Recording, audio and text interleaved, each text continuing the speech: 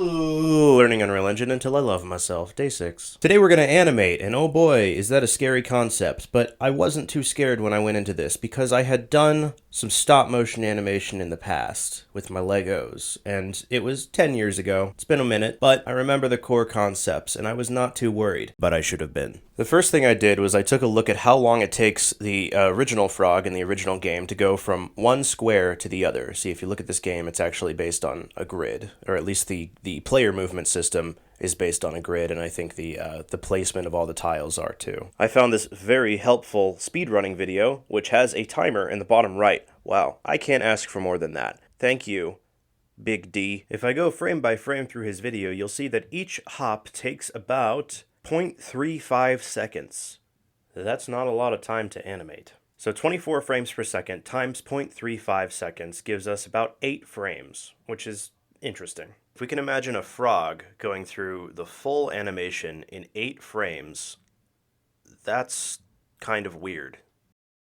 In the original game, the animation is really minimal, and if I'm being honest, it does not look like a frog at all. He's really just kind of sliding his torso along in a straight line, keeping it on the exact same altitude, same angle, just sliding it forward, and then the legs are moving just a bit to give the idea that he's running. And, you know, I decided to go for a more realistic frog jump, right? Because when they jump, they tend to launch themselves really far. So I start animating that, and I get to the point where I have him jumping high enough in the air that his legs are splayed out, pretty flat, which is what I see in a lot of the reference videos. That is how they jump. They kind of jump and then enter a starfish shape where all of their limbs are fully spread out as they prepare for the landing.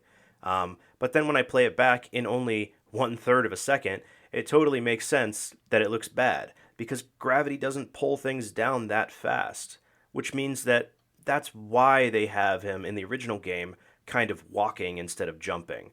So I need to find an in-between. So I bring a lot of the peak frames down, physically down on the z-axis, and it looks a lot better if he's just doing a little hop. So I make some tweaks, I make it look a little smoother. I actually had a really hard time with this, but it would take me forever to tell you every thought that I had while doing this, and I eventually ended up with this. This nice little 24 frames per second. Wait. Why did I assume that this should be animated at 24 frames per second?